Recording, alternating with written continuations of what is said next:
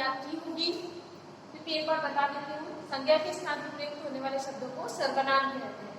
ठीक है, सर्वनाम शब्द यहाँ संस्कृत में हमने प्रथमा और द्वितीय विभक्ति पढ़ी थी। इसके आगे देखिए प्रश्नवाचक जो शब्द हैं वो क्या है? किन। किन का अर्थ होता है क्या या कौन।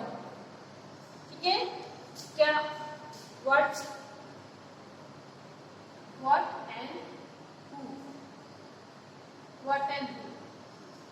ठीक है, किन का अर्थ होता है व्हाट, क्या और कौन। एक वचन, एक वचन में देखिए कह, पुल्लिंग। एक वचन जो होता है, प्रथम पुरुष जो होता है दोनों लिंगों में समान होगा। ठीक है, दो लिंग हो गए, लेकिन मध्यम पुरुष और उत्तम पुरुष जो है वह तीनों लिंगों में समान ही होता है। प्रथम देखिए एक वचन में पुल्लिंग शब्द कह, कौन अर्थात हु। ठीक है, कौन का अर्थ है कह, कौन, कऊ, कौन दो, के, कौन सब। ठीक है, कह, कऊ, के, कह, कऊ, के, कौन, कौन दो, कौन सब। आगे देखिए द्वितीय विभक्ति, ये थी आपकी प्रथमा विभक्ति, ये है आपकी द्वितीय विभक्ति। ठीक है, ये प्रथमा विभक्ति है, ये द्वितीय विभक्ति। द्वितीय विभक्ति में देखिए कम, कम का अर्थ होता है किसको, कह, कौन, कम, किसको। कऊ, कौन दो, कऊ, किन दो को। के, कौन सब, कान, किन सबको। ठीक है, वैसे स्त्रीलिंग में देखिए यहाँ कह है, पीछे विसर्ग लगा है, लेकिन इसमें कह नहीं है, इसमें का हो जाएगा। ठीक है, ये कह पुल्लिंग में, का स्त्रीलिंग में और किम नपुंसकलिंग में। कह, का, किम, के, का का अर्थ भी कौन होता है, WHO वाला हु, काम, किसको। यहाँ कम था, यहाँ काम हो गया। ठीक है, का कौन, काम किसको। के, कौन दो, के, किन सबको। द्विवचन हमेशा प्रथमा और द्वितीय विभक्ति में एक जैसा रहेगा। द्विवचन हमेशा प्रथमा और द्वितीय विभक्ति में एक जैसा रहेगा। तो के का अर्थ है कौन दो, के, किन दो को। काह, कौन सब, काह, किन सबको। ठीक है, का, के, काह, कौन, कौन दो, कौन सब, काम, के, काह, किसको, किन दो को, किन सबको। आगे है नपुंसकलिंग। ठीक है, किन, किन का अर्थ होता है क्या, व्हाट। नपुंसकलिंग में किन का अर्थ है क्या, के अर्थात क्या दो, कानी, क्या सब। द्वितीय विभक्ति में किन, किसको, के, किन दो को, कानी, किन सबको। अब देखिए नपुंसकलिंग में प्रथमा और द्वितीय विभक्ति दोनों ही एक समान होगी। किम के कानी, किम के कानी। ठीक है, फलम फले फलानी, पुष्पम पुष्पे पुष्पकानी, पुष्पम पुष्पे पुष्पाणी, ये सारे नपुंसकलिंग के शब्द है। जो नॉन लिविंग थिंग होते हैं, जो वस्तुएं होती है, जो भी थिंग होती है वो आपकी नपुंसकलिंग में आती है और उसके रूप जो है फल के अनुसार चलते हैं। ठीक है, ये थे आपके लिंग शब्द पुल्लिंग में, स्त्रीलिंग में, नपुंसकलिंग में। इनकी सिर्फ प्रथमा और द्वितीय विभक्ति ही यहाँ पढ़ाई जा रही है, बल्कि इनकी 7 विभक्तियां होती हैं। ठीक है, अब आगे देखिए युष्मत शब्द तुम दोनों के लिए। अब देखिए युष्मत शब्द क्या है। युष्मत शब्द आपके मध्यम पुरुष का शब्द है।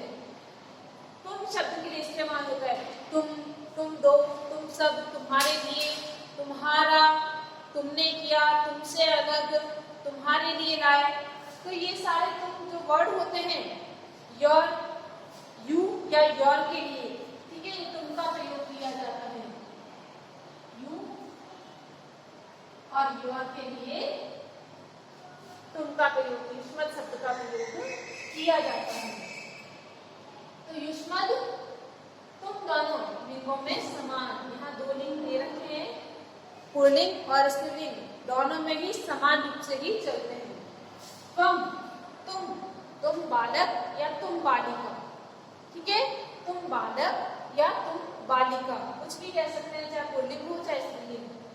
प्रथम पुरुष में तो तीनों के लिए अलग अलग होते हैं, लेकिन मध्यम पुरुष युष्मत शब्द के लिए आपके समान ही होंगे, चाहे वो पुल्लिंग का शब्द हो या स्त्रीलिंग का। त्वम एक वचन के लिए, युवाम द्विवचन के लिए अर्थ होता है तुम दोनों, यूयम बहुवचन के लिए अर्थ होता है तुम सब। त्वम तुम, युवाम तुम दोनों, यूयम तुम सब। द्वितीय विभक्ति देखिए, त्वाम, त्वाम का अर्थ होता है तुमको, युवाम तुम दो को, युष्मान तुम सबको। त्वाम तुमको, युवाम तुम दो को या तुम दोनों को, युष्मान तुम सबको। तो ये था आपका मध्यम पुरुष। ये तीनों हो गए उत्तम पुरुष, ये हो गया आपका मध्यम पुरुष, और अब ये है आपका उत्तम पुरुष। प्रथम पुरुष, मध्यम पुरुष, उत्तम पुरुष, ठीक है। प्रथम पुरुष पूरा, मध्यम पुरुष, उत्तम पुरुष। अब देखिए उत्तम पुरुष में आते हैं अस्मत् शब्द। अस्मत् का अर्थ होता है मैं, जो हमारे लिए वर्ड होते हैं जैसे कि वी आर आदि।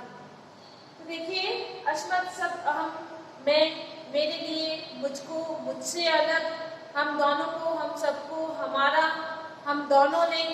तो ये जो हम और मैं शब्द है वो आपका अस्मत् शब्द में होगा उत्तम पुरुष। संस्कृत में ये आपके उत्तम पुरुष होगा अस्मत् में दोनों लिंगों में समान। ये जो है मोटी दोनों लिंगों में समान चलते हैं। केवल प्रथम पुरुष जो है वो तीनों लिंगों में चलेंगे, मध्यम और उत्तम पुरुष जो है वो तीनों लिंगों के लिए या दोनों लिंगों के लिए समान रूप से चलेंगे। एक वचन में देखिए अहम, अहम का अर्थ है मैं, आवाम हम दो या हम दोनों, वयम हम सब, मैं, हम दोनों या हम दो, हम सब। द्वितीय विभक्ति में माम मुझको, आवाम हम दो को, असमान हम सबको, ठीक है। ये था आपका अस्मत् अर्थात मैं। प्रथम पुरुष में कोई भी हो सकता है, जिसके बारे में हम बात करते हैं उसके लिए होता है, ये बात को सुनने वाला होता है और ये बात को कहने वाला, ठीक है। तो ये था आपका चौथा पाठ। चतुर्थ पाठ सर्वनाम परिचय। आपको इस पाठ को अच्छे से पढ़ना है और इसी प्रकार से उत्तर पुस्तिका में उतारना है। काम साफ सुथरा सफाई से करना है, गलतियां नहीं करनी है आप लोगों को, ठीक है। धन्यवाद।